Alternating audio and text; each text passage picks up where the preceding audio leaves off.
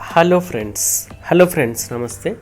ఇటీవలే మెగాస్టార్ భార్య కొణిదెల సురేఖ గారు అత్తమ్మాస్ కిచెన్ పేరుతో కిచెన్ని రెడీ చేసిన విషయం అందరికీ తెలిసిందే.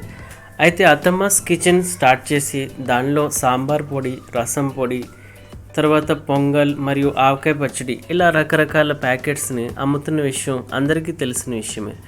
అయితే దానిలో ప్రతిరోజు అప్డేట్స్ని ఉపాసన కొణిదెల తన సోషల్ మీడియా ద్వారా షేర్ చేస్తూ ఎక్కువగా అత్తమ్మాస్ కిచెన్ ప్రోడక్ట్స్ని అందరికీ పరిచయం చేస్తూ ఉంటారు.